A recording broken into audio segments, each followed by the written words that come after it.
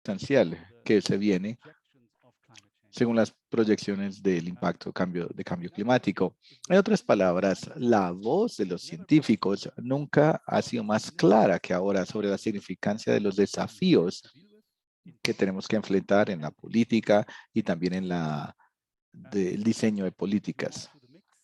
Y si agregamos a la mezcla los cambios geopolíticos, la innovación tecnológica, así como las pandemias globales, entonces tenemos un mayor entendimiento de los significativos de estos desafíos. Entonces, este panel no trata de meter la cabeza en la arena, de tratar de simplemente olvidarnos o ignorarlo, sino que más bien el énfasis es que a pesar de la situación, ¿qué podemos hacer? ¿Cuál es la vía hacia el futuro? Y obviamente con la oportunidad de tener esta conferencia de construcción de paz ambiental,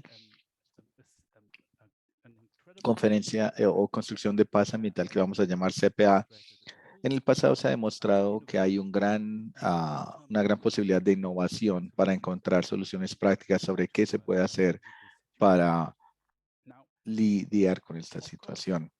Ahora, obvio que tenemos un grupo excelente para que nos acompañen en los desafíos y las oportunidades que se presentan con respecto a los elementos que acabo de describir. Tenemos a Liz Granite, está hablando de los participantes, varios embajadores, el embajador Nazam Shamaikam, el representante actual de Fiji a las Naciones Unidas y otras organizaciones internacionales en Ginebra, y Katrina Gula, director de Peace Nexus. Los otros panelistas hablarán más adelante, pero primero permítanme llevar nuestra atención y también la pantalla a Liz Grant, quien nos va a hacer unas reflexiones sobre el tema que tenemos en discusión sobre construcción de paz ambiental y el desarrollo sostenible hacia el futuro.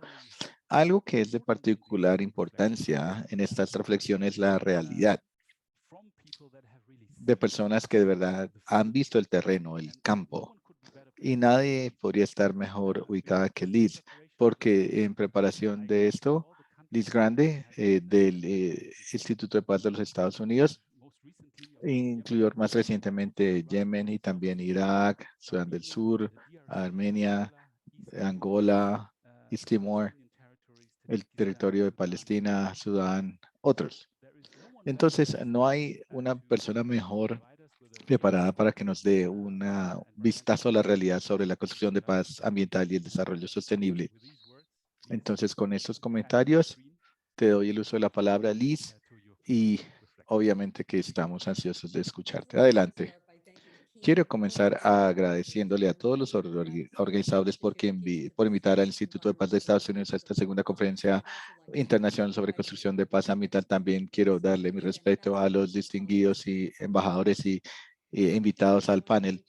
Yo sé que me acompañan muchas personas para darle la bienvenida al documento blanco que se ha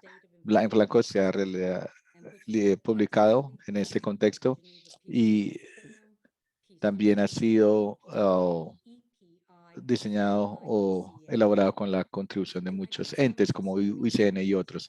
En la charla de hoy quiero hablar de algunos importantes presentados en este documento en blanco. Primero quiero reflexionar sobre lo que nosotros como constructores de paz ambiental ya estamos haciendo bien, pero también sobre las áreas donde de pronto queramos invertir más energía y más recursos. En segundo lugar, me gustaría reflexionar sobre nuestra agenda compartida de conflicto y paz ambiental y también los otros puntos de la agenda sobre los sistemas multilaterales internacionales. En la preparación para el reunión de hoy tuve la oportunidad de hablar con un número de personas dentro del campo de construcción de paz ambiental en el terreno, institutos de investigación y partes de la academia. Varias cosas fueron muy sorprendentes con respecto a esta discusión. Cuando entré este campo hace 25 años, la construcción de paz ambiental no se discutía casi nunca entre los profesionales. Ahora se discute ampliamente. Algo segundo que nos sorprende es la esperanza que hay en este campo por parte de los profesionales, esperando que la construcción de paz ambiental puedan cambiar la forma en que vemos el conflicto y esperando que podamos contribuir a ayudar a la construcción de paz. Lo tercero sorprendente es lo diverso y difuso que los enfoques profesionales son a la construcción de paz. Paz ambiental, comenzando con en lo que somos buenos. Es un listado largo. La construcción de paz ambiental ha ayudado a incorporar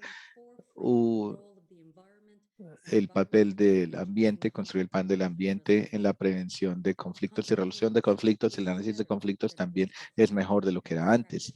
Y los profesionales y los hacedores de política ahora tienen un entendimiento más completo de cuáles son los riesgos climáticos. La construcción de paz ambiental también nos ha ayudado al campo a aumentar o ampliar su lente, enfocándose en las estrategias que necesitan las comunidades cuando enfrentan estos riesgos. Esto abre nuevas áreas de actividades de construcción de paz, incluyendo recursos, negociaciones entre las partes, diálogos que reúnen a las comunidades para construir nuevos espacios verdes. Sin embargo, hay un listado largo de barreras donde se necesita mayor inversión. Quiero reflexionar sobre 4 de ellas: la escala, responsabilidad, organización de cuentas, diplomacia y cooperación multilateral. En el primer lugar del listado por mejorar es asegurarnos que la construcción de paz ambiental opera en la escala necesaria para abordar los desafíos monumentales que enfrentamos. Mucho de lo que hacemos como profesionales en el terreno es significativo, ya sea diferentes comunidades, empresarios, soluciones y ayuda a romper el círculo de violencia. Pero como un todo, mucho de lo que hacemos aún es precario, a menudo es temporal y aún nos falta un impacto amplio que todos aspiramos tener para prevenir y resolver conflictos. También en la lista de mejoras está la rendición de cuentas. Su responsabilidad toma la forma de asegurar que los países y entidades que han contribuido al cambio climático hagan lo que más puedan para abordarlo. Esto incluye cumpliendo con las contribuciones nacionales determinadas a nivel nacional, NDC, también establecer acuerdos financieros para nuevas tecnologías, también incluye mejorar la gestión, la adaptación y adherirse a los principios sobre una migración transfronteriza y establecer los mecanismos de restitución para pérdida futura y daños futuros. Una tercera área donde necesitamos invertir es la diplomacia. Si miramos el número total de acuerdos de paz que se han negociado en los últimos 75 años, menos del 15% mencionan los recursos naturales. No se ha hecho lo suficiente para hacer que el medio ambiente sea un enfoque de las negociaciones, ni tampoco para capacitar a los constructores de paz sobre temas ambientales, ni para darle apoyo y construir las capacidades de las delegaciones ambientales sobre las charlas de paz. En la cuarta área donde necesitamos invertir es la asistencia multilateral, como están las instituciones internacionales que tienen que ver con el conflicto y la actitud internacional para abordar el cambio climático no se intercambian, no se relacionan, están separadas, entonces hay que reunirlas en el momento adecuado y esto puede aumentar su impacto. El segundo punto, ya podemos ver la aparición de la agenda compartida sobre construcción de paz. Mucho está articulado en el documento blanco y muchos serán agregados durante la discusión de los paneles. Nuestra agenda compartida tiene mucha investigación en varias partes del mundo. También se beneficia de institutos de construcción de paz, organizaciones y redes que contribuyen a la agenda, dándole apoyo a lecciones aprendidas de iniciativas específicas en el terreno. A medida que avanzamos como campo, priorizando nuestra agenda compartida va a ser muy valioso para liderar nuestras acciones colectivas. Podemos utilizar esa agenda compartida para hacernos a nosotros mismos responsables. Podemos utilizarlo en la incidencia del gobierno y el sector privado. Puede ser muy pronto para esperar que un campo tan joven como la cuestión de paz ambiental ya haya llegado a la priorización de su agenda. Pero hay unas razones para que tratemos de acordemos una. Si miramos el conflicto a través del lente ambiental, como se dijo antes, hay mucho por qué preocuparse. Hay por lo menos 2 cosas que tenemos que tener mucho cuidado. Son muy preocupantes. Como todos sabemos, la migración global y la escasez de agua en el globo van a ser apremiantes en el globo dentro de 30 años. Entonces, a medida que suben las temperaturas y algunas áreas son invivibles, estos fenómenos son problemas que algunos países se enfrentan y en unas comunidades y serán un rasgo definitivo del siglo XXI, como más 140 millones, incluso 200 millones de personas de pronto tengan que desplazarse a mediados del siguiente siglo. Y en ese momento la mitad de la población es probable que tenga que vivir en áreas donde haya escasez de agua. Y ahora si quiero, si me permiten, durante muchos años estuve dentro de Naciones Unidas y era la única persona de construcción de paz senior que de hecho era ingeniera de agua, soy hidróloga. Y lo segundo que nos tiene que preocupar mucho con constructores de paz es los medios de vida y el cambio de economías. Economías, esto ya está cambiando. Hablando del conflicto potencial que se avecina, tenemos que anticiparnos que a nivel regional de pronto habrá mayores conflictos debido a la falta de acceso a los recursos mínimos donde dependen o de donde dependen muchas economías, como ha pasado en muchos siglos por el petróleo en algunos países, y esto se relaciona con lo que decía Kim sobre la Agenda del 2030 para Desarrollo Sostenible.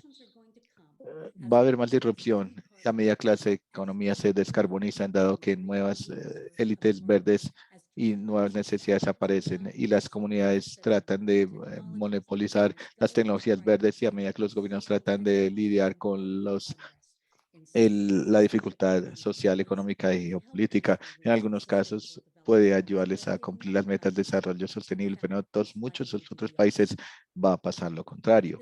Puede pasar lo contrario. Esto me lleva al tercer punto. Si nos importa la paz, y así es para todos, tenemos que involucrarnos en los sistemas multilaterales existentes para ejercer presión sobre las prioridades claves. Lo describo como ejercer presión en el conflicto, el botón del conflicto verde. En los siguientes 12 meses tenemos muchas oportunidades para tomar acciones colectivas sobre el conflicto.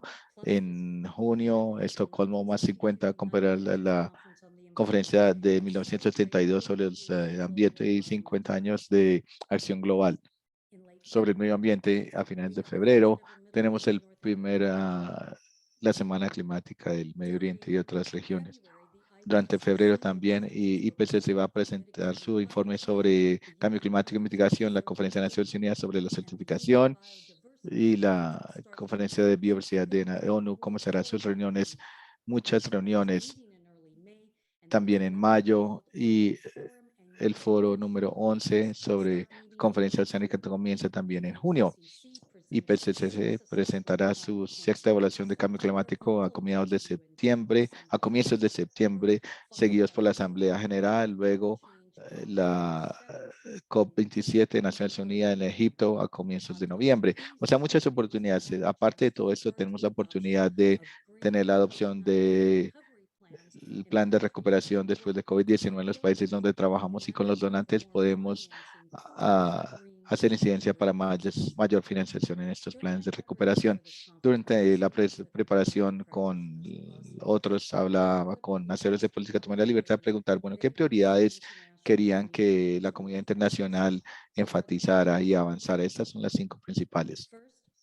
Primero, incidencia sobre los gobiernos en todo el mundo para implementar y mantener sus responsabilidades bajo el Compacto Global sobre una migración regulada, que sea el acuerdo que cubra todo el tema de migración de una forma holística e integral. No creemos que este marco principal, que es esencial para nosotros para manejar el impacto del cambio climático, que sea rezagado, se ponga a un lado.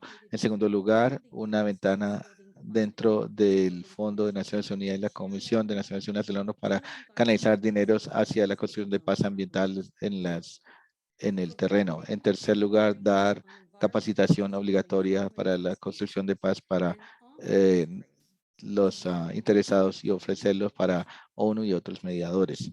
En cuarto lugar, revisar y darle apoyo a los 10 o más o menos los marcos de agua transnacionales que establecen los parámetros para el manejo y la distribución de recursos de agua compartidos en las áreas donde hay conflicto. Y en quinto lugar, animar a los gobiernos a evaluar la efectividad de las instituciones dentro de sus países responsables por el manejo de los recursos naturales. Si estas instituciones lo desean, a animar a los gobiernos a que tomen pases para que rápidamente mejoren su eficacia. Quiero compartir dos comentarios finales. Lo primero tiene que ver con el sistema internacional, que está bajo muchísima presión a medida que cambia el escenario global y sufrimos de la falta de legitimidad y fondos. Al mismo tiempo, el sistema se espera que maneje un gran rango de problemas globales, incluyendo migración masiva, control de armas nucleares, sistemas de armas diferentes,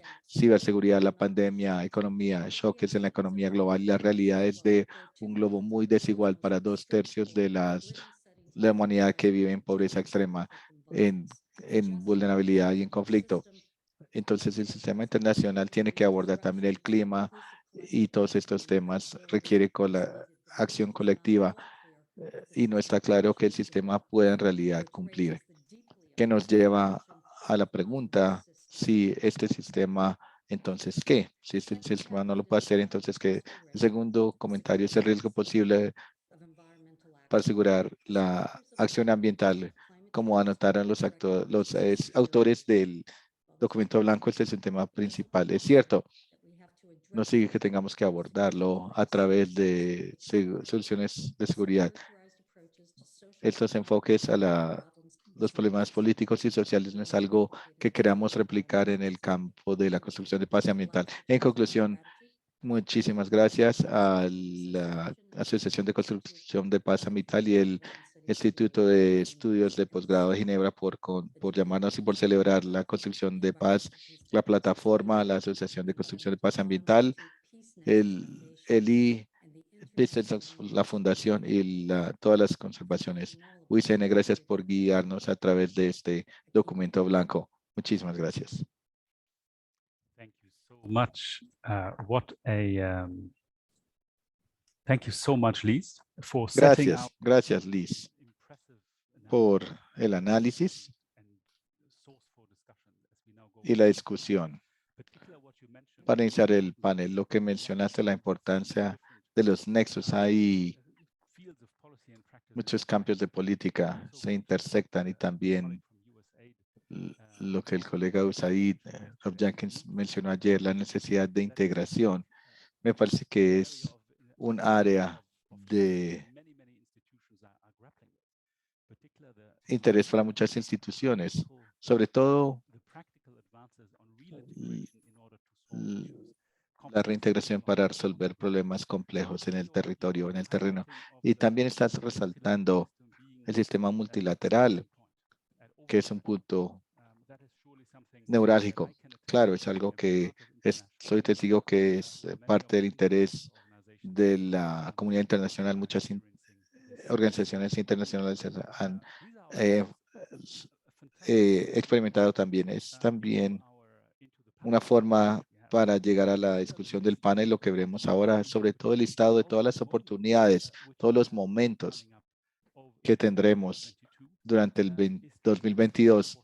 Es de suma importancia tener esta huella colectiva, como la llamaste, el botón del verde del conflicto para poder presionar ese botón y estar conscientes de la importancia de la paz y la construcción de paz ambiental y la gran variedad de discusiones ambientales a un nivel multilateral y también a nivel nacional, como tú anotaste.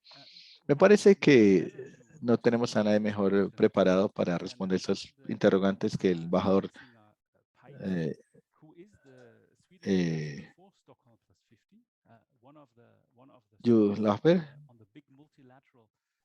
Johanna Alsen-Pates, ministra del Medio Ambiente del gobierno sueco. Johanna, permíteme formular la pregunta. ¿Por qué es importante poner la paz en la conversación de Estocolmo más 50?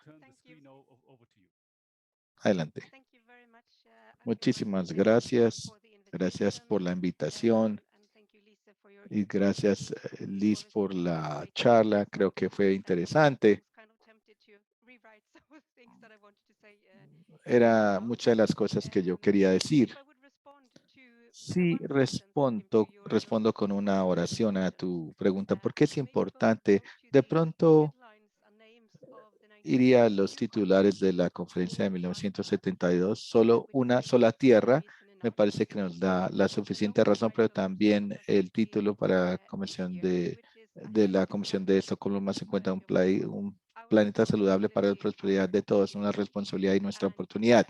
Ese es el lema, el título de la conferencia de Estocolmo más 50 y no lo vamos a lograr si no conectamos el nexo entre el medio ambiente, el clima y la construcción de paz ambiental. Esa sería mi oración, construcción de paz ambiental, CPA. También voy a elaborar un poquito más sobre otros temas. Voy a hablar del contexto donde estamos, dar algunos ejemplos de cómo vemos estos temas, cómo se conectan y el futuro.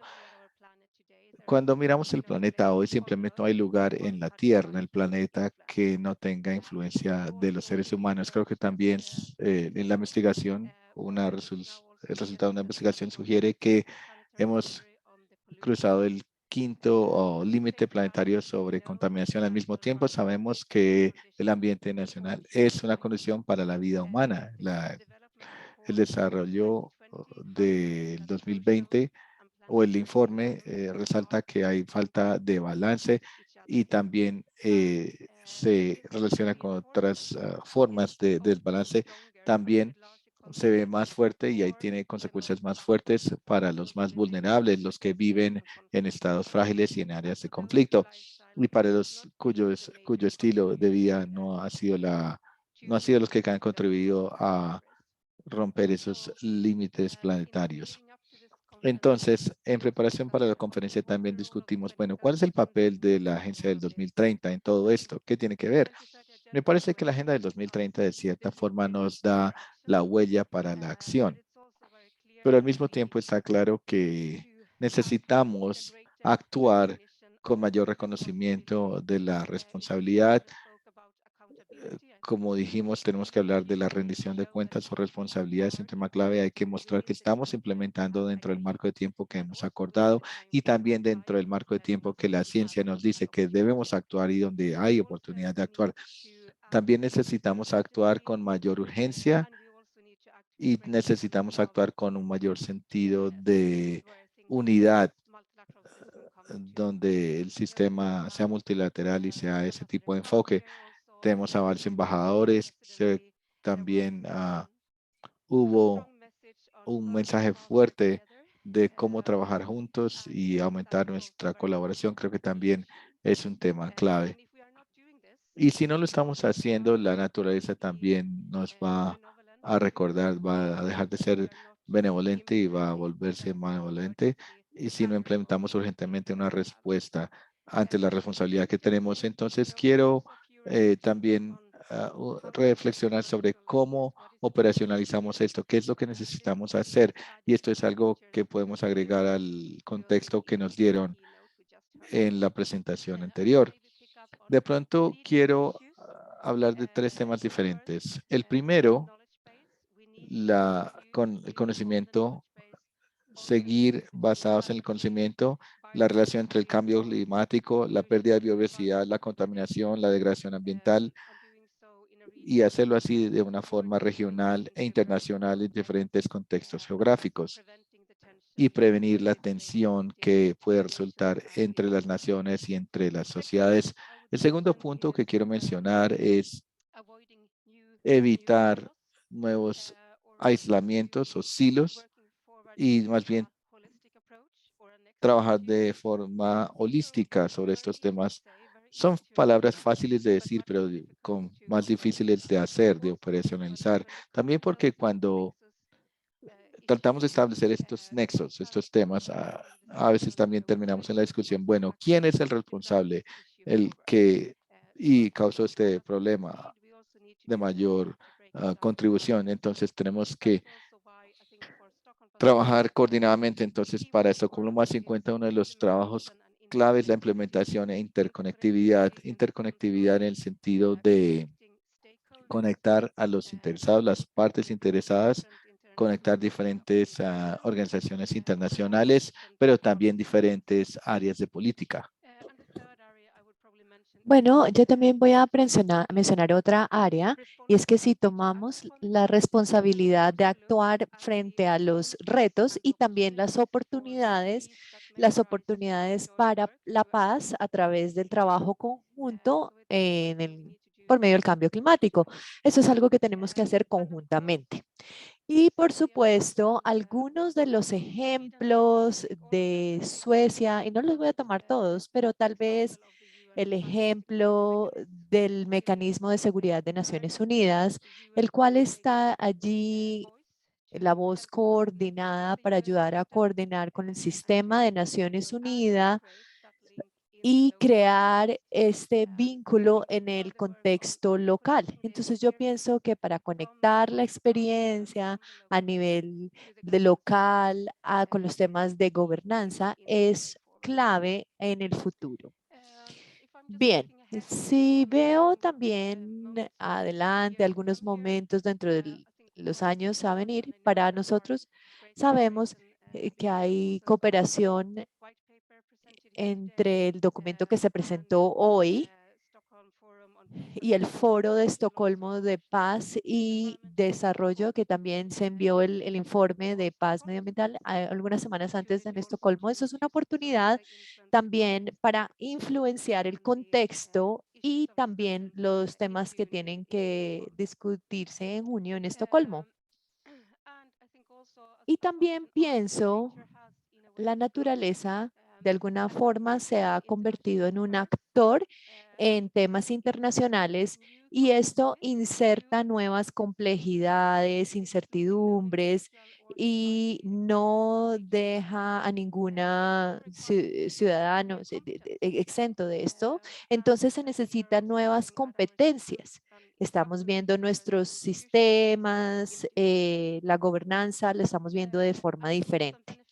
También los beneficios constantes para los estados cuando tiene que ver con la transición a la economía verde. También se habló acerca de esto y en una conversación alguien me dijo el otro día que necesitamos hacer más para conectar lo justo con la transición. Siempre hablamos acerca de la transición justa, pero no tenemos las acciones siempre para conectar las dos, que sea justa y que sea transición.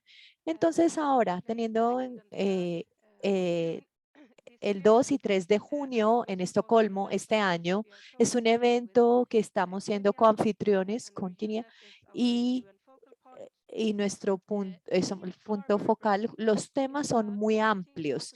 Es una reunión que tiene que ver con la aceleración de las implementaciones de los compromisos y es un tema amplio. Vamos a estar trabajando a través de los diálogos de liderazgo que coinciden con nuestra discusión y reflejan la urgencia de la acción para los planes para todos, que sea el cubrimiento inclusivo y acciones aceleradas. Esto crea una oportunidad para un enfoque para diferentes discusiones y por lo general en estos puntos interconectados donde está la solución, una solución que no deja a nadie atrás y que también tiene en cuenta a los más vulnerables.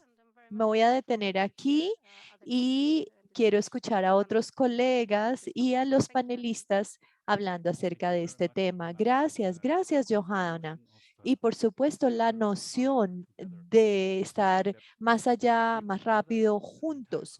Entonces, esto nos trae la comunidad para un grado de conciencia, la necesidad de actuar pronto, pero también el trabajo tan importante de la política, las alianzas para poder trabajar o actuar e ir más rápido y juntos. Y por supuesto, esto está en el corazón de trabajo en Ginebra y me trae a ti, embajador. Tú eres el embajador en Fiji hacia las Naciones Unidas y otras organizaciones internacionales en Ginebra También te vas a ir de Ginebra pronto para ser el fiscal de la Corte Internacional. Te felicito por esto. Y aquí has sido conocido por tu rol como presidente del Consejo en Derechos Humanos.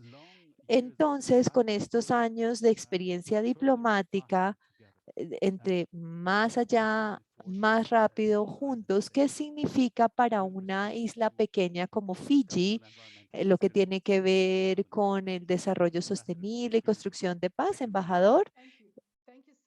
Muchas gracias por esta introducción y es un placer estar acá y un placer ver la excelencia. Johanna, la embajadora, nos reunimos en los corredores de las negociaciones climáticas de la COP23 y si hay algo como un ambiente de alto nivel, digamos, es una COP y tengo muy buenas reuniones de cómo trabajamos juntos y es un placer verlos a todos aquí y por supuesto, estas son las semanas en las que yo voy a estar en las últimas semanas en Ginebra y pienso que Ginebra ha sido el centro de tanto trabajo, la relación entre cambio climático, los ODS y muy importante la relación entre cambio climático y los derechos humanos.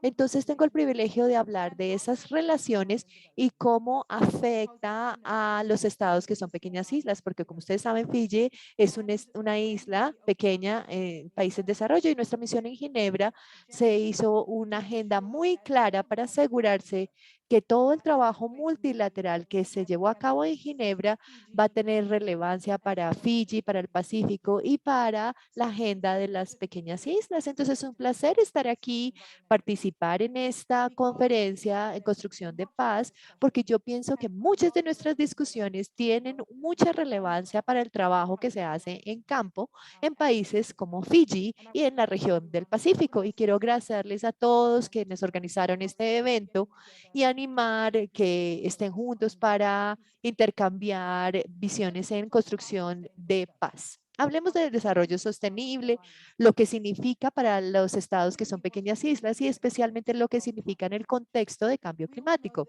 Todos sabemos que la Agenda 2030 para el Desarrollo Sostenible reconoce el cambio climático y sabemos esto y sabemos que es muy claro y está dedicado específicamente a acciones climáticas. Entonces, el cambio climático puede mirar el progreso de cada uno de los países cuando tiene que ver con el desarrollo, pero es muy importante diferenciar desarrollo de desarrollo sostenible. Si tenemos que desarrollarnos sosteniblemente y no solamente porque queremos animar la inversión, por ejemplo, eh, sin tener en cuenta el daño que tiene que ver con el ambiente. Entonces, si es sostenible, inevitablemente debemos considerar la integración de cambio climático con lo que significa el desarrollo en el lenguaje de los derechos humanos. Y esto creo que es muy importante porque ha habido tantas discusiones en qué significa en el contexto de derechos humanos.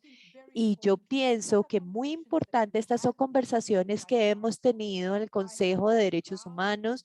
Yo estoy muy orgullosa de tener estas discusiones y muy importante nosotros vemos cómo cambio climático afecta no solamente los derechos sociales, económicos y culturales, no solamente el derecho al agua, a educación, a cultura, sino muy importante la forma en que los países abordan el cambio climático, el hecho de que hay disrupción en los sistemas puede afectar los derechos también. Entonces es muy importante, vemos el desarrollo sostenible en el contexto de el idioma basado en derechos y reconocemos que la actividad, que es un resultado directo de cambio climático y hay este desplazamiento interno, por ejemplo, por desastres, un ejemplo clásico, vemos cómo estos eventos tienen un impacto inmediato en las vidas, el derecho a saneamiento, el derecho al agua y también el derecho a participar en decisiones que los afectan.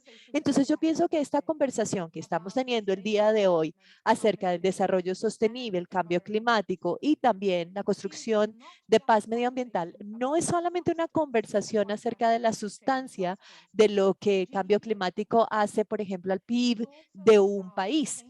Tiene que ver con el cambio del proceso, las instituciones que llegan a estas discusiones para asegurarse que son inclusivos, que son de participatorios y que respetan los derechos también. Entonces, por esto, cualquier discusión en cuanto a las metas de desarrollo sostenible, en cambio climático y degradación medioambiental tiene que ver con el cambiar las instituciones y la forma en que hablamos unos los otros, así como tiene que ver con los CDS y cómo vamos a reducir emisiones, por ejemplo.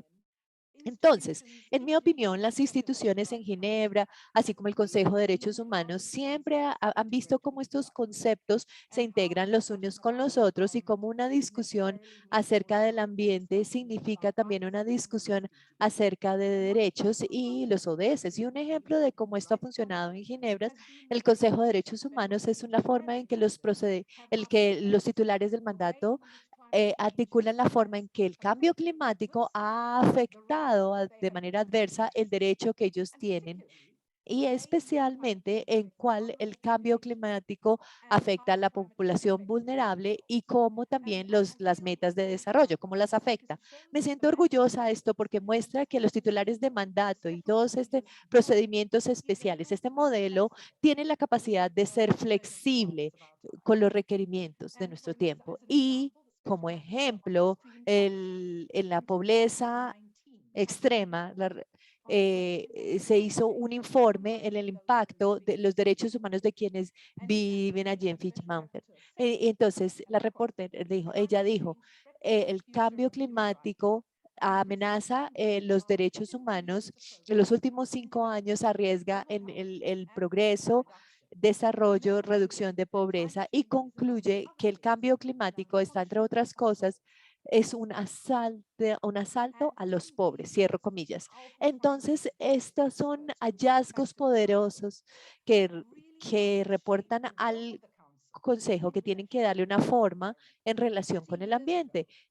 Hace 30 años hubo pocas discusiones en relaciones entre el desarrollo, el cambio climático y los derechos, pero en los últimos 12 meses, el Consejo de Derechos Humanos hemos visto 2 resoluciones que reconocen primero que todo que el derecho a un ambiente saludable es un derecho humano y que debe haber un mandato para cambio climático y derechos humanos. Y el hecho de que el desarrollo sostenible está dentro de esas conversaciones es un punto clave. Entonces, viendo específicamente cómo esa conversación aquí en Ginebra, cómo ese tipo de integración afecta al trabajo que nosotros hacemos en campo. Entonces, cuando tenemos un ciclo en Fiji, no tiene diferencia a las personas en campo que tengamos conversaciones integradas en Ginebra. Entonces, es muy importante enfatizar que estas conversaciones tiene que ver con proceso y tiene que ver con sustancia. Entonces, no es solamente asegurarse que todos estén seguros después de un ciclón, sino también asegurarse que cuando nosotros diseñamos respuestas para los ciclones, tsunamis, volcanes, que tengamos un proceso inclusivo, el cual pone en la mesa esas personas quienes van a ser los más impactados por estos desastres. En otras palabras, si no se empoderan las personas en el proceso y empoderan esos que van a estar afectados adversamente, entonces los sistemas que tenemos no van a poder responder efectivamente a sus requerimientos y sus necesidades. Si no tenemos las personas con discapacidades en la mesa, por ejemplo, cuando se habla de los centros de evacuación en un ciclón, entonces cuando sucede el ciclón, las personas con discapacidades van a ser las afectadas de peor forma. Lo mismo con las mujeres, lo mismo con los niños. Y también el conocer que en un desastre va a haber una gran probabilidad, y lo sabemos que esto no funciona en la Cruz Roja Internacional, hay una gran probabilidad de violencia en violencia sexual. Entonces hay que mirar cuál es el proceso que se va a llevar a cabo en esos casos. Entonces esto significa comprender cómo el desarrollo, los modelos participatorios van a contribuir para abordar los derechos civiles y políticos y también los sociales, económicos y culturales, y lo hacemos en un proceso que empodera a la gente. Entonces estamos viendo el desarrollo que es sostenible porque construye las sociedades que sean justo, que sea más resiliente y construya en la dignidad y equidad humana. Y estamos hablando acerca de un proceso transformativo. Sabemos que no todas nuestras sociedades han sido inclusivas. Sabemos que no todas nuestras sociedades han consultado a los más vulnerables cuando diseñan los procesos para el desarrollo y para responder a los desastres en cambio climático. Entonces, cuando cambiamos la forma en que participamos, allí estamos transformando nuestras sociedades y estamos trabajando hacia una forma democrática de responder a estas crisis, y esto es más desarrollo sostenible, así como el asegurarse que tenemos suficiente dinero. Entonces, para mí, la palabra sostenible y desarrollo sostenible, el contexto del medio ambiente, significa tener instituciones y fortalecer instituciones, las cuales son participativas y las cuales van a durar no solamente en este tiempo, sino los próximos 10 años. Y este es el trabajo que se ha hecho como resultado del marco Sendai en la reducción.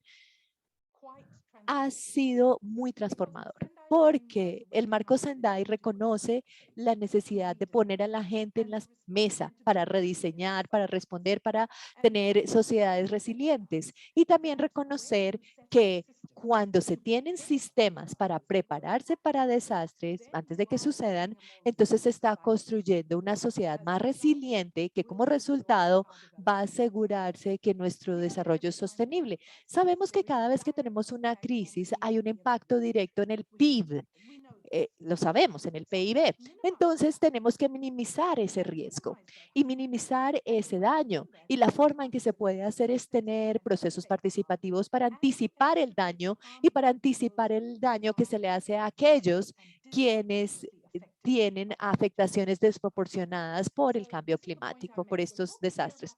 Entonces estamos hablando aquí de transformación. Esto no es el negocio como siempre. Entonces esto el desarrollo sostenible tiene que mantenerse, tiene que ser un camino, y tenemos que saber la forma en que tenemos que cambiar. En este momento estamos en una emergencia sanitaria y es lo que aprendimos de COVID-19, es que no puede ser como negocio como siempre, business as usual, y que COVID-19 y como otra crisis ha exacerbado las inequidades existentes y ha mostrado a la luz del día que la discriminación existe en nuestras sociedades, las inequidades. No todos tienen el acceso a las vacunas, por ejemplo, y de manera igualitaria. Si respondemos a esta pandemia y si procedemos a desarrollar nuestros países en relación con esta crisis y tratamos de devolvernos a la forma en que estábamos antes, entonces pienso que ese tipo de desarrollo no va a ser sostenible. Entonces, tenemos que mirar las lecciones aprendidas y también entender que esta pandemia, cada desastre, cada huracán, que nos da un momento en el que estamos juntos y que estamos tan fuertes como nuestros puntos débiles. Y no puedo enfatizar lo suficiente la importancia de desarrollar capacidades para construir la resiliencia para el futuro y para desarrollo de las comunidades, de las economías, los gobiernos, los servicios sociales y la infraestructura. Yo vengo de una isla pequeña del Pacífico. Yo sé lo desafiante que es desarrollar este tipo de infraestructura para proteger los derechos al agua, sanidad, a saneamiento, y el integrar las discusiones de los dos conjuntos de derechos. Para los que viven en la pobreza, ellos no quieren entrar con discusiones muy académicas si es un derecho civil o político. Es siempre, no hay agua, es lo que ellos entienden. Abren la llave y no lo hay, no hay una casa en la que vivir y están forzados a vivir en un lugar lejos de donde su familia vivió y sus ancestros vivieron. Entonces, ellos no tienen tiempo para discusión académica, pero sí tienen tiempo es para sistemas transformadores en campo. Y lo que aprendimos en el Consejo de Derechos Humanos y una organización como la plataforma para desplazados son los proyectos que trabajan en campo con las personas y que reconocen los derechos interseccionales, donde están en la agenda junto con la implementación de los ODS. Estos son los proyectos que van a funcionar porque entienden y construyen en las experiencias que nosotros hemos tenido como comunidades en estados de pequeñas islas. Y yo les mencioné el Consejo de Derechos Humanos y sus mecanismos, y siento que el hecho de que activamente se está promoviendo esta intersección de diferentes derechos, al igual que el desarrollo sostenible, pienso que esto va a ser clave para la forma en que los países individuales implementan tanto los derechos como el desarrollo en el futuro. Entonces, ahora voy a terminar diciéndoles que en mi opinión, ningún desarrollo es posible sin la paz sostenible. Hay una relación muy cercana, nexos muy cercanos entre el conflicto, las violaciones de derechos humanos y la inseguridad. Y que los estados pequeños, islas, lo vemos cuando hay una crisis, porque trae a la superficie todas las dificultades que tenemos para asegurar que nuestras voces se escuchan y que nuestras infraestructuras y nuestras instituciones funcionan de una manera que empoderan a las personas y les ayudan en el momento de crisis. Habiendo dicho todo esto de forma tradicional, desde Fiji les doy las gracias. Hasta luego. Gracias, embajadora, y particularmente enfatizando la importancia de los modelos, porque por supuesto, este es el ADN de lo que hacen los constructores de paz y cómo trabajan ellos. Y también los vínculos que tenemos en los que se están involucrando con la transformación, con el lente de los derechos humanos y los que se están involucrando a través de la construcción de paz. Entonces, pienso que hay 3 décadas de experiencias tremendas de hacer modelos participativos que funcionen en el contexto alrededor mundial. Entonces, hay mucho del que trabajar, especialmente en un lugar como Ginebra, en el que muchas veces todas estas capacidades están sentadas cerca las unas de las otras, pero no hablan la una con la otra. Y por eso es que nosotros como instituto desarrollamos plataformas y facilitamos que estas discusiones se lleven a cabo. También te le quiero agradecer por resaltar el componente transformativo, el construir la experiencia para las personas, porque la escala de los desafíos y la frecuencia de los desafíos son tan amplios que en un proceso de arriba hacia abajo centralizado muy probablemente no va a funcionar. Entonces, esto es algo que sale del análisis de los desafíos sistémicos, que son múltiples y que son frecuentes. Muchísimas gracias, embajadora, por su reflexión. Y quiero tomar un momentito antes de volver a Catriona. Un par de temas que tenemos acá para discusión. Lo que tiene que ver con escala y tiene que ver con la necesidad de la respuesta. La necesidad para la conexión entre los espacios de políticas, las discusiones de políticas y lo que se les requiere para hacer en este contexto específico para las personas. La embajadora lo acabo de mencionar, las personas cuando abren la llave y no sale agua, por ejemplo. Entonces, los impactos que tiene el cambio climático en la vida diaria y también el construir procesos y responder a crisis específicas, son procesos a largo plazo. Tenemos también respuestas para corto plazo, para estas crisis. La tensión que hay entre los modelos participativos y los enfoques centralizados y también el tema que tiene que ver con la transformación a largo plazo.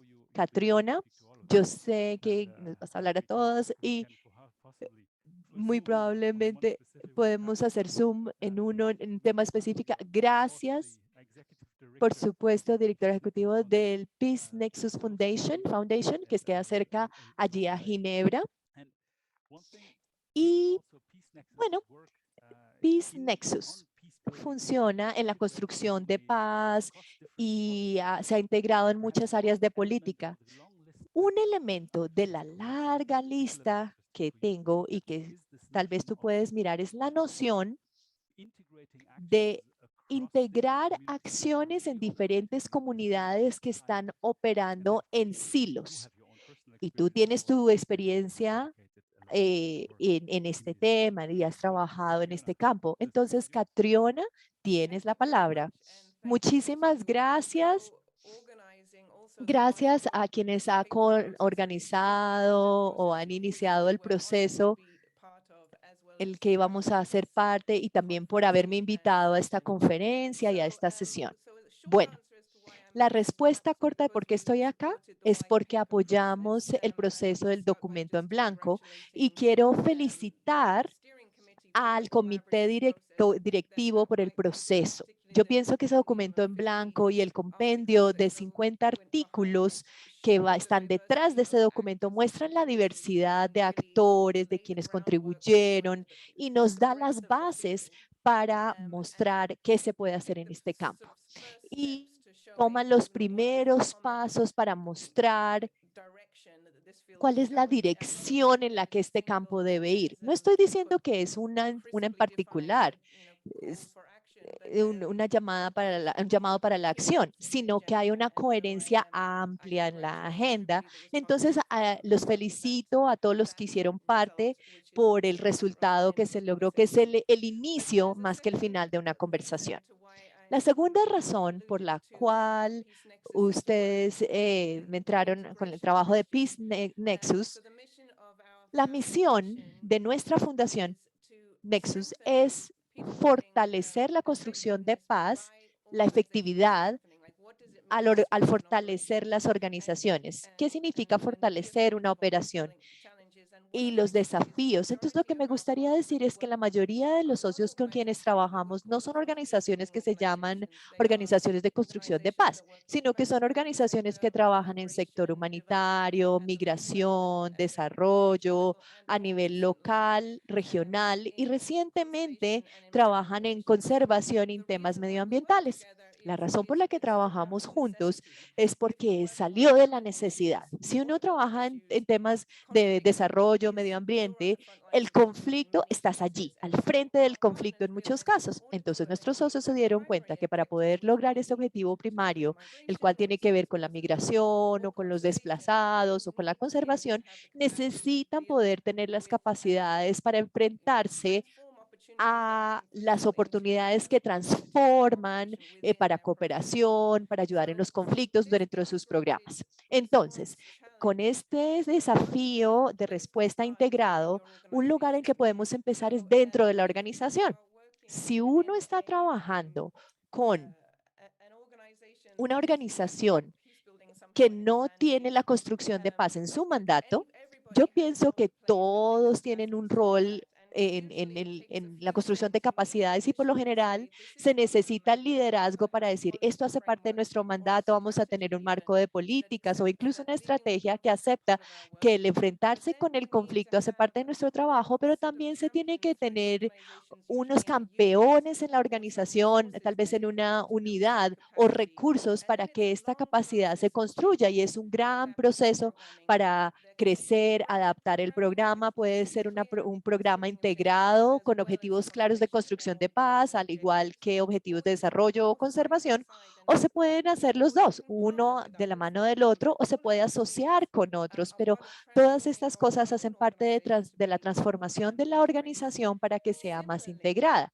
Asimismo, por otro lado, si uno está trabajando para una organización de construcción de paz, me emociona ver cómo algunas organizaciones están ciegas cuando tienen que ver con análisis de conflicto. Solamente están mirando los grupos y el poder de los grupos, pero no el contexto medioambiental ni las tendencias. Entonces yo pienso que hay que tener esa conciencia que debe estar en el ADN de las organizaciones. Es un lugar para iniciar si uno está trabajando con organizaciones de construcción de paz, y hemos escuchado esta mañana, bueno, esta tarde, con respecto a cómo los diferentes actores del conflicto han empezado a hacerlo, ya sea las operaciones de las Naciones Unidas de construcción de paz, tener unos lineamientos para no hacer daño medioambiental, o algunos otros que construyen las capacidades dentro de los acuerdos de paz, o a diferentes acuerdos que ellos tienen. Y lo que nosotros vemos son los actores locales en los que los sistemas legales no son tan fuertes. Entonces se tienen muchas organizaciones de la sociedad civil, como por ejemplo en África Occidental trabajamos con asociaciones con diferentes temas o con los pequeños productores. Entonces ellos tienen un mecanismo de resolución de conflictos dentro de sus mandatos porque es necesario, se requiere y no hay nadie más que lo haga. Entonces, son mecanismos que están reduciendo conflictos en situaciones bajo estrés, por ejemplo. Entonces, finalmente yo veo que los movimientos de construcción de paz también están juntos, especialmente los movimientos de los jóvenes con los movimientos de medio ambiente, una coalición, en una forma en que los activistas de cambio climático y los activistas sociales se reúnen y hay una alianza más amplia. Por ejemplo, hay una red de jóvenes en construcción de capacidad o incluso, por ejemplo, hay una red de mujeres. Es una red bien grande que también tiene parte medioambiental en la red. Entonces, esta construcción de coaliciones es algo que nosotros vemos como algo importante. Entonces, eso sí uno está en una organización. Ahora, quiero decir que otro acelerador de la integración proviene de la parte del financiamiento. Entonces, ustedes pueden ver que por lo menos ya se mencionó el Fondo de Paz de las Naciones Unidas, pero las Naciones Unidas adapta la narrativa de la construcción de paz como una agenda más amplia y tienen un instrumento de financiamiento de construcción de paz que es relativamente nuevo. Es espectacular cómo el programa de las Naciones Unidas de Medio Ambiente, las agentes de migración, las agencias de desarrollo están más listas para integrar la construcción de paz dentro de sus programas porque hace parte de esta narrativa mayor y hay recursos allí potencialmente. Pero entonces esta recomendación que el área que está menos desarrollada es la construcción de paz. Hay espacio para esto.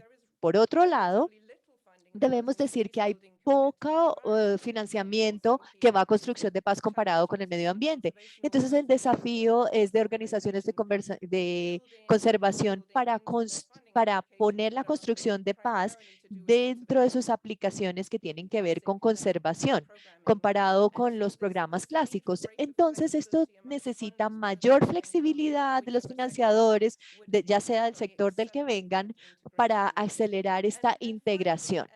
Finalmente, al punto de esta conferencia y en este proceso del documento en blanco y la otra parte de construir un ecosistema colaborativo, obviamente, como muchas personas saben, esto tiene que apoyarse a sí mismo. Entonces, yo felicito al proceso muy inclusivo y también felicito a una de las primeras recomendaciones que salió del documento del blanco, la cual tiene conciencia y refleja y decir que esta comunidad de construcción de paz es una sombra de lo que podría ser. No es tan diversa e inclusa como debería ser o podría ser, y hay un gran potencial para ello, pero algo que yo me llevo para mi casa es que estar en esta comunidad y en esta conferencia, ser miembro de la Asociación de Construcción de Paz, involucrarse activamente, aprender de otros, porque yo pienso que sin esa fundación de aprender de pares y espacios de comunidad para colaboración,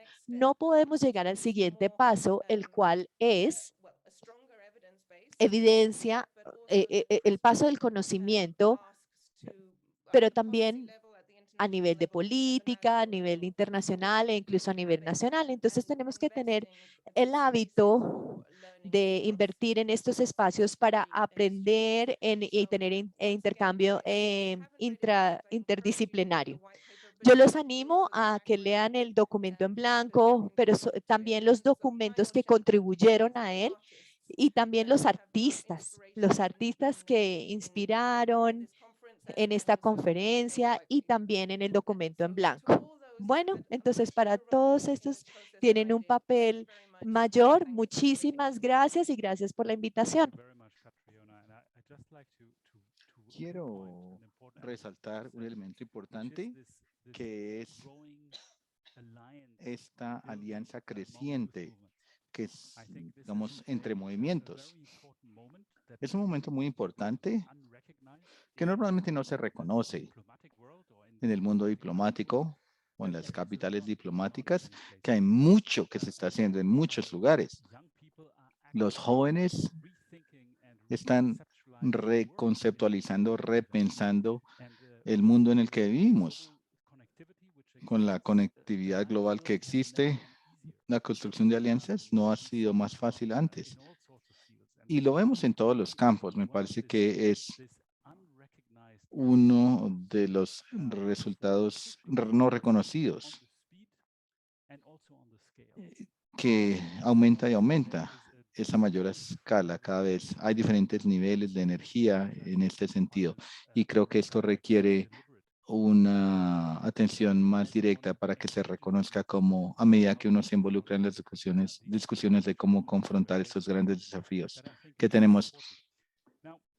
Ahora, Liz, por favor, espera un momento. Quiero volver con Liz para reflexionar sobre lo que hemos escuchado, pero espera un momento porque quiero invitar a Gabriel Gómez, que ha sido facilitador para preparar esta sesión. No solo esta sesión, sino que también ha sido una persona que ha ayudado mucho para contribuir a la organización de toda la conferencia. Gabriel, tú has estado mirando el chat, ¿cierto? Me gustaría que compartas con nosotros unas reflexiones de lo que has sacado del chat y también en vista de, bueno, los comentarios de Liz. ¿Qué podemos decir de lo que hemos visto allí? Gabriel, ¿qué ha dicho nuestra audiencia, el público? Hola, buenos días y tardes y noches a todos los que nos escuchan y nos ven. Muchísimas gracias a todos ustedes por estar aquí, aunque no pudimos reunirnos presencialmente en Ginebra. El hacerlo virtualmente, de todas formas, es algo asombroso.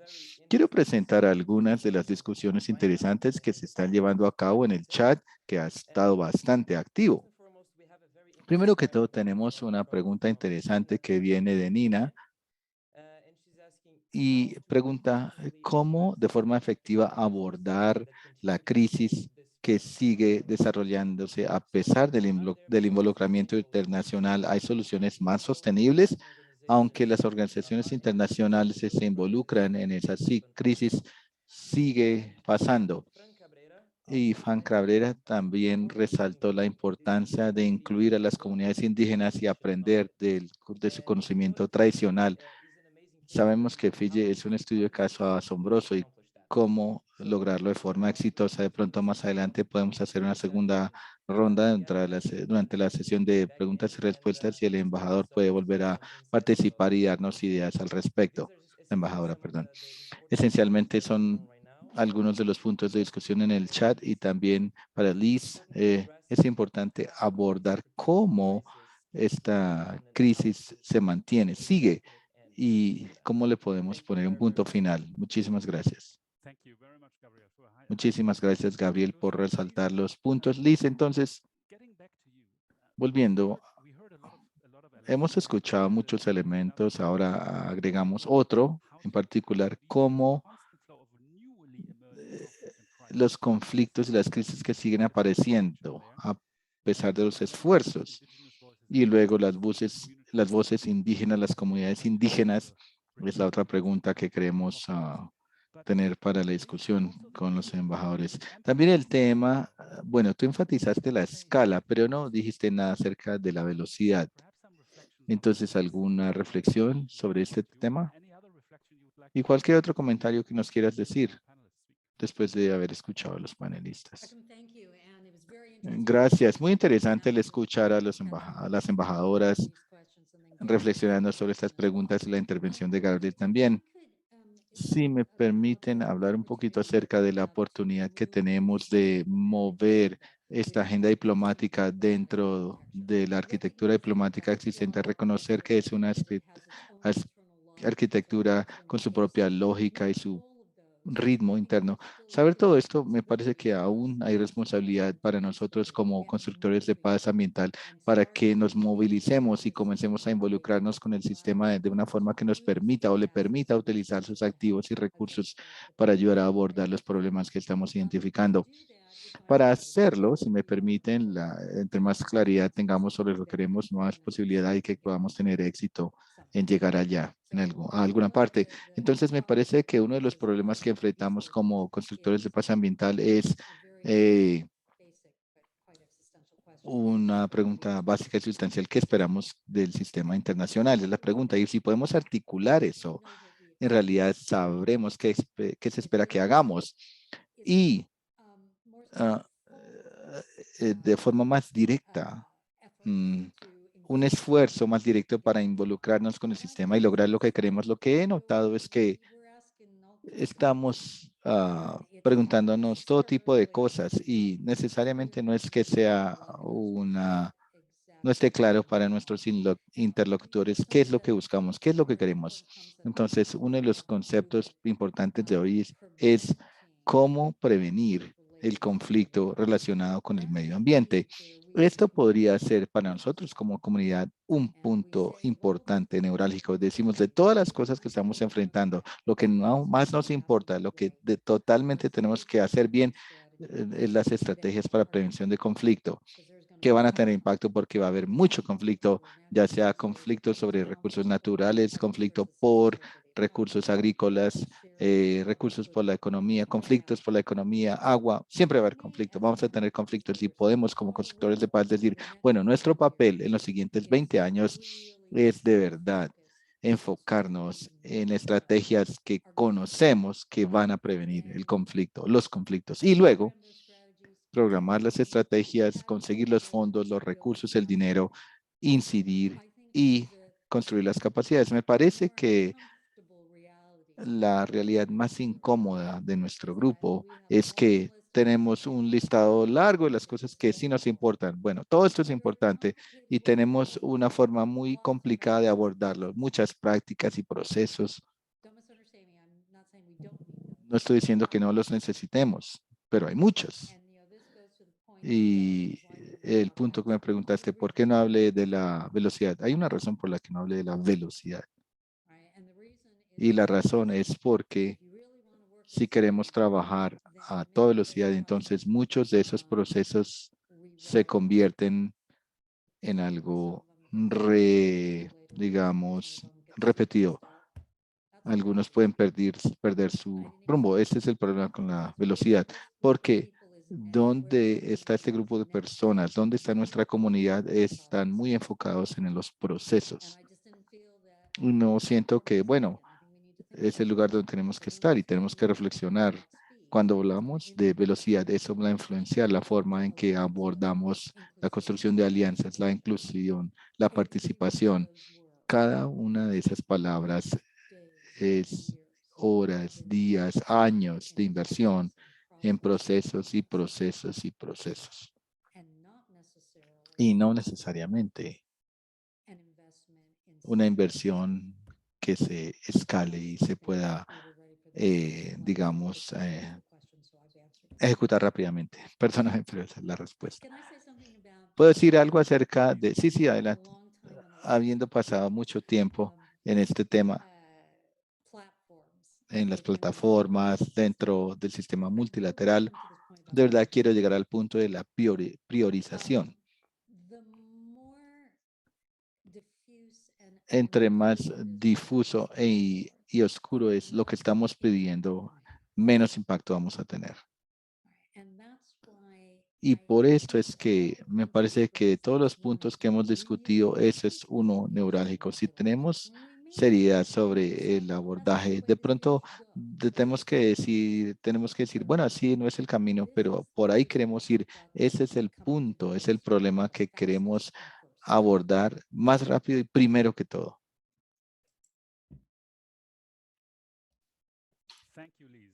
Muchísimas gracias, Liz. You notice that I went off camera. Tengo otra pregunta. Alguien se salió de la cámara. Bueno, me puedo apagar la cámara, pero es una pregunta que quiero formular y tiene que ver con la diplomacia privada.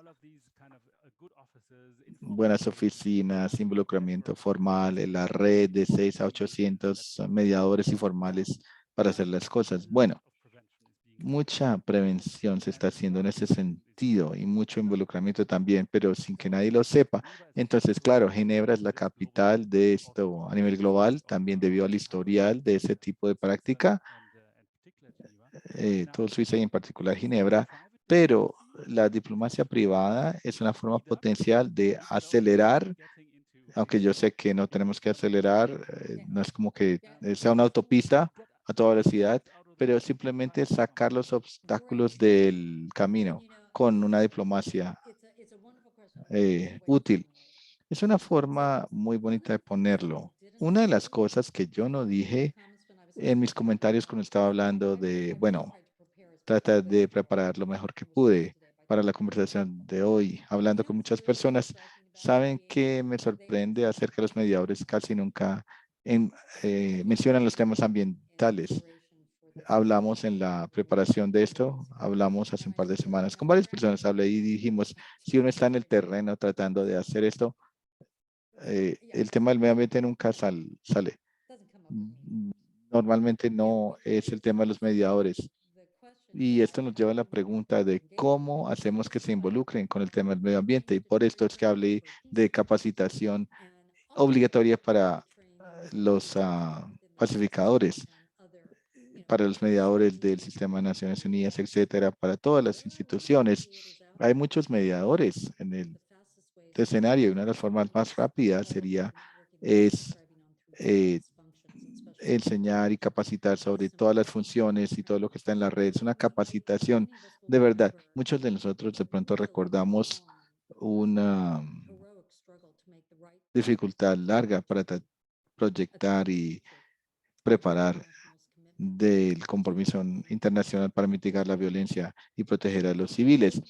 Todo el trabajo que se requirió para eso y de verdad la razón por la que tuvo éxito es que precisamente fue la ruta. Teníamos un grupo grande de representantes, especialistas, expertos y mediadores que comenzaron a hablar de la responsabilidad de proteger antes de que lo asumiera el Consejo de Seguridad o la Asamblea General. Fue una ruta que en ese tema funcionó de forma milagrosa. Si es algo que uno nunca pensaría que las Naciones Unidas, bueno, tomaran este principio. Y sí, lo adoptó, lo logró. Entonces, parte de esto fue porque este tema evolucionó por el margen a través de las redes y los representantes específicos y llegó al centro de la arquitectura global. De pronto, algo así es lo que necesitamos. Y sí, lo entendemos bien, es algo que necesitamos implementar. Funcionó antes y de pronto puede volver a funcionar aquí. Bueno, interesante, pero antes de analizarlo más, quería ir con la embajador Conca. Una pregunta de las comunidades indígenas. Sí, brevemente vamos.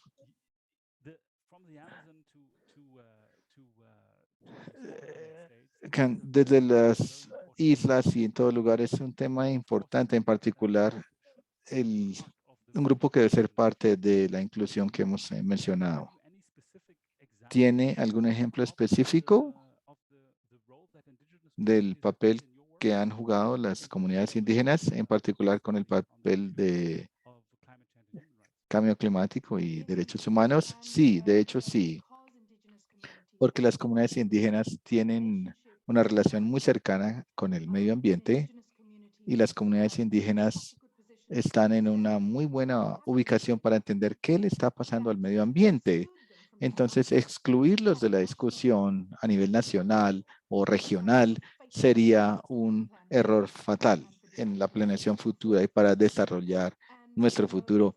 Y bueno, si un coral está muriendo o se mueren los peces porque, por ejemplo, hay una estructura que se está construyendo cerca de la orilla, entonces las comunidades indígenas son las que primero pueden reportar que eso está pasando y que va a tener un efecto sobre el medio ambiente. Para los países pequeños, el medio ambiente significa mercadear su turismo, porque para muchos países isleños pequeños vienen a visitar sus países por el medio ambiente. Entonces, proteger el medio ambiente no es simplemente acerca de respetar el medio ambiente por sí mismo, sino que también es una decisión muy sabia para el futuro de ese país. Entonces, excluir a las comunidades indígenas de la discusión sería un terrible error. En mi país, como uno de los participantes ha resaltado y lo escribió en el chat, en mi país, 90% del territorio está en, digamos, manos de comunidades indígenas, y quiere decir que hay un nexo muy cerca con las vistas de los indígenas y el territorio que poseen. Son los dueños tradicionales del territorio y no los podemos quitar. No se puede alquilar o rentar. Entonces, en principio, esto es algo muy bueno, pero en realidad cuando sube el nivel del mar y los territorios de los indígenas son los que primero se impactan. Y cuando uno desplaza a grandes comunidades, entonces el marco legal actual de Fiji o cualquier otro país nunca ha tomado eso en cuenta con respecto a cómo debemos consultar a los indígenas para decidir el movimiento que se debe adoptar. Y en este sentido, trabajar con la comunidad internacional y en particular mirar las guías de Naciones Unidas sobre el desplazamiento interno ha ayudado a Fiji a formular políticas y regulaciones para Fiji que aseguran que hay una consulta a todo tiempo, cada vez con las comunidades indígenas, que son los que tienen mayor impacto, sufren mayor impacto. Por ejemplo, ninguna comunidad en el país se puede mover a otro sector sin el consentimiento de la comunidad. Y esto nos lleva a otro aspecto de la conversación. ¿Con quién estamos hablando cuando hablamos con los indígenas? Porque en otras culturas, el director de la comunidad indígena es un anciano, un varón. Y si queremos salvaguardar a una comunidad para que tenga que trasladarse a otra parte más arriba, queremos asegurarnos que hablemos con ellos y los niños también como parte de todos. Entonces Fiji ha tenido que reevaluar las reglas de consulta para asegurarnos que cuando estemos hablando con comunidades, estemos hablando con los que tradicionalmente han sido rezagados y sus voces no han sido escuchadas. Y yo creo que hay otra pregunta aquí en el chat y tiene que ver con el marco marco legislativo. Y aquí no podemos evitar la regulación para de verdad mapear cómo hablamos con las personas. Me parece importante tener políticas y leyes que aseguren que los gobiernos cumplan con este tipo de participación inclusiva y en la toma de decisiones. Les puedo dar un ejemplo de cómo ha funcionado esto en Fiji. Hay especies amenazadas aquí en Fiji, sobre todo peces, y obviamente los peces son muy valiosos, un recurso valioso para Fiji y para todas las islas, estados.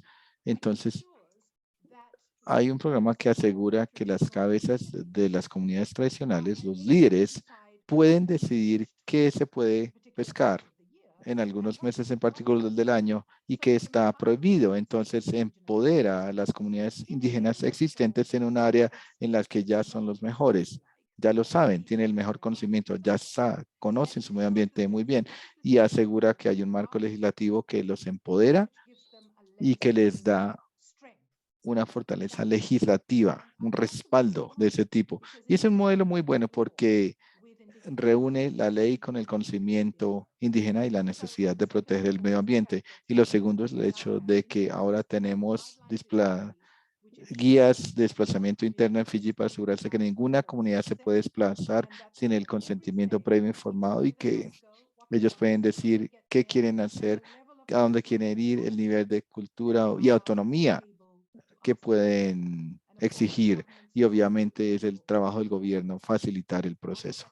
Espero que esto haya sido útil. Gracias por haber enfatizado el tema de consulta previa informada, consentimiento libre previo informado, porque si no se lleva a cabo, no es apropiado. Si uno tiene que moverse, debe ser así, debe mudarse. Gracias por resaltarlo. Veamos y caballeros, estamos llegando ya casi al final de nuestra sesión y como moderador me complace mucho que no tenga que resumirlo todo yo. Tenemos a Ken Conca aquí con nosotros.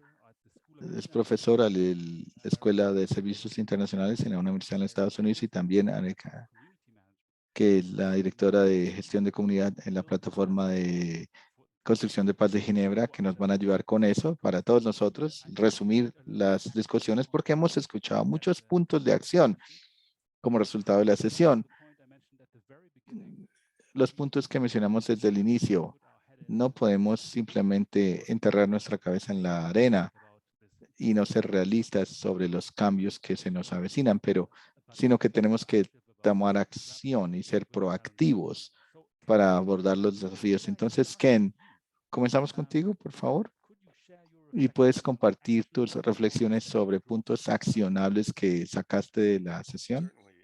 Sí, claro. Muchísimas gracias, Kim, y gracias a los panelistas y los organizadores. De verdad, es un gran privilegio ser parte de este grupo distinguido.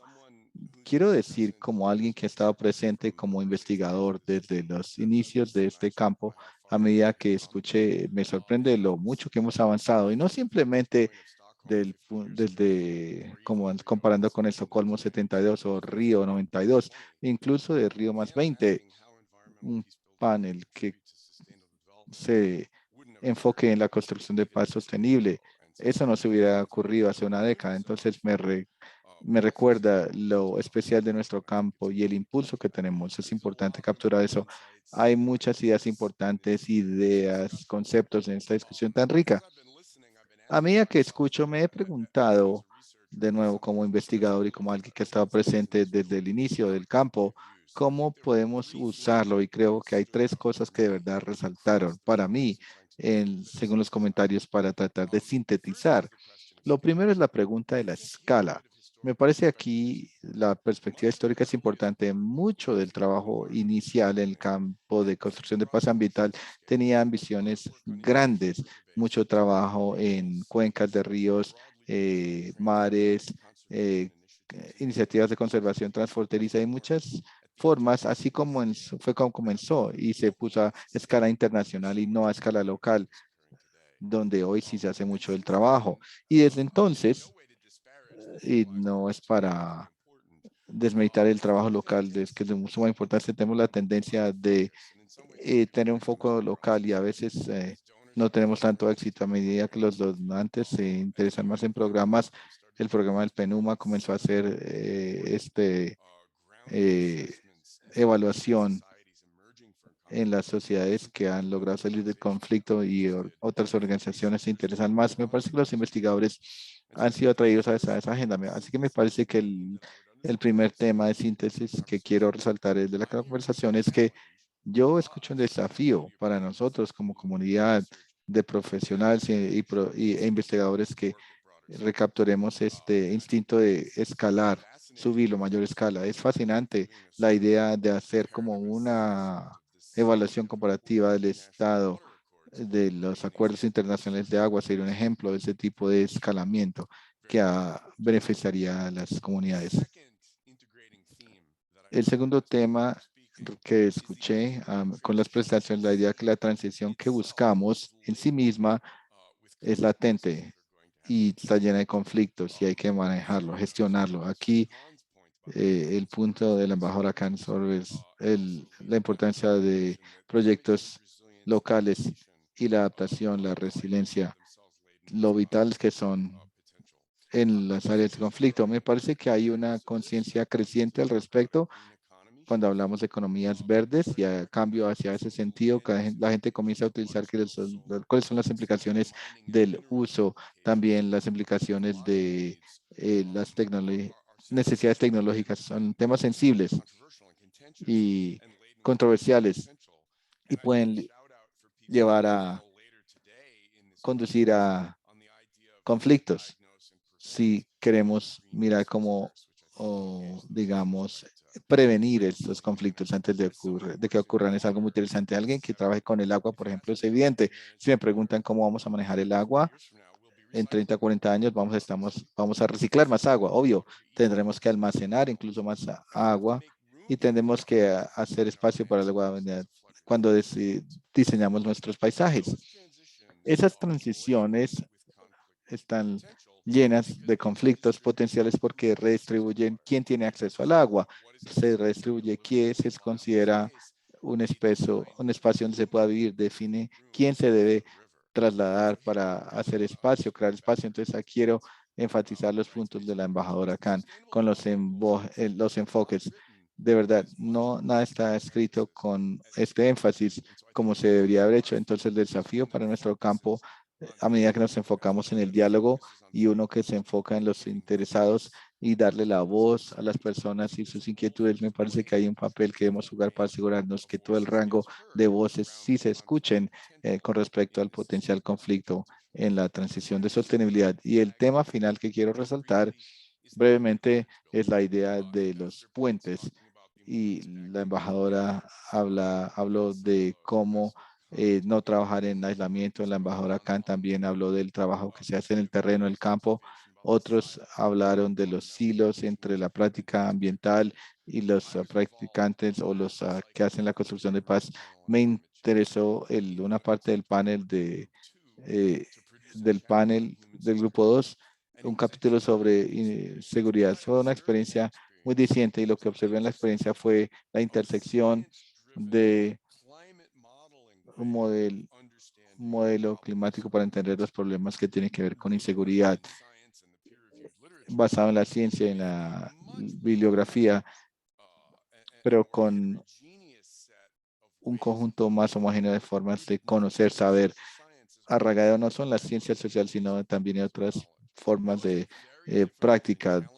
Fue una conversación muy desafiante y las formas más importantes de conocer esos problemas fue poder encontrar que estaban en la mesa en ese proceso.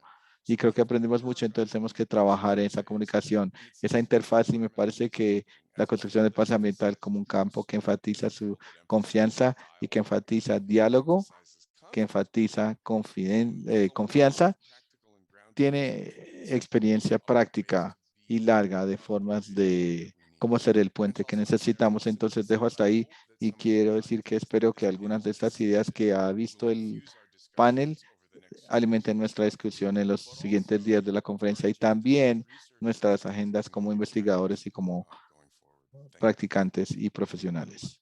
Muchísimas gracias, Ken, y por enfatizar esa tensión entre las ciencias y la sociedad en esta de hacerlo una realidad en las comunidades. Es algo que quiero discutir, pero ya se nos sacó el tiempo.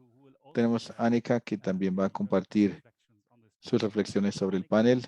Anika, creo que después del día 2 de la conferencia de CPA, Construcción de Paz Ambiental, no necesitas presentación, es la encargada de la plataforma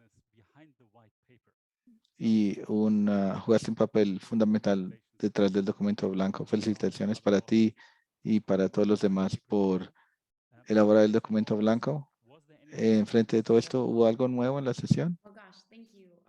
Sí, gracias, Ajimen. Yo sé que es un poquito peligroso hablar porque ya nos pasamos del tiempo, entonces gracias que se queden otros minutos. Es un privilegio estar aquí, debo decirlo, es inspirador. Gracias a todos los presentadores, los invitados, por las intervenciones me siento más motivada. Entonces, como dijo Ahim, trabajamos en el conflicto paz y se me ha pedido que comparta un poquito mis ideas sobre hacia dónde nos dirigimos y conectarlo con la conversación de hoy. Y una gran parte que me resalta de hoy es esta interfaz de diplomacia y estrategia. Y está claro que nosotros como comunidad necesitamos seguir desarrollando, construyendo relaciones con los hacedores de política. Lo dijeron ayer en la apertura, no nos demos por rendidos, pero de hecho la colaboración entre los hacedores de política, investigadores, profesionales ha sido identificada como una de las limitantes de diferentes paneles que he estado presente durante la conferencia en los últimos 2 días. Hubo un panel sobre simplificación del conflicto, paz y medio ambiente con recomendaciones, etcétera. Inversiones en estos puntos de conexión entre los diferentes campos y con las políticas y Apareció varias veces en el panel también hoy. Entonces es uno de los temas a resaltar. También los comentarios de la embajadora Khan, muchos individuos no tienen tiempo para, sí, muchos individuos no tienen tiempo para discusión académica, tienen tiempo para transformar los sistemas en el terreno. Entonces, por ahora, ¿qué hacemos con todo esto, no? Creo que tenemos que seguir apalancándonos en lo mejor que tenemos con nuestras fortalezas en la diplomacia, en las discusiones académicas, y poner nuestra fortaleza en la práctica, cómo construimos impulso a medida que tratamos de fortalecer un diálogo más incluyente, como se dijo. Es posible de pronto tener estas conversaciones como la que tenemos hoy, en otros idiomas incluso. De verdad que está claro que tenemos varios ecosistemas, varios actores, lo vimos en la conversación de hoy, que cada uno tiene un papel que jugar. Y la clave, como yo lo veo como constructor de comunidad, es invertir tiempo y personal y recursos y energía en ese cómo colaborar. Entonces me dieron 5 minutos para hablar y ya me pasé el tiempo y hay varios ejemplos de la plenaria de hoy o de eventos y reuniones donde nos podemos reunir, pero también tenemos que ser prácticos y quiero dedicarle un tiempo a hablar del cómo. La colaboración interinstitucional, la colaboración entre pares, entre varios, entre actores, simplemente es algo muy difícil de hacer. Integrar lo que sabemos es muy difícil.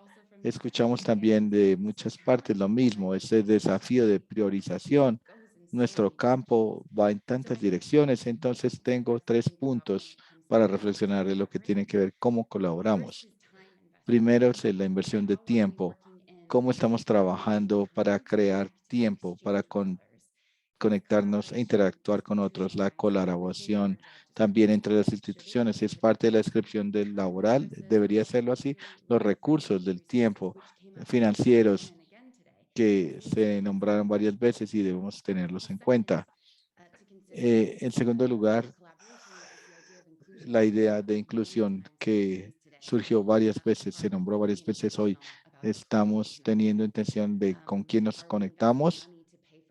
Invertimos dinero para pagar intérpretes para hablar en otros idiomas. Creo que el punto que tenemos de la reunión de conservación, sobre conservación de UICN es este tema de los participantes diciendo que el inglés no es el idioma de la conservación, no es el inglés. Entonces, ¿cómo seguimos construyendo esta descolonización en los sistemas, en la forma en que trabajamos? Y finalmente, el último punto sobre colaboración, es decir, el cómo, es mejorar con la facilitación y la construcción de comunidades.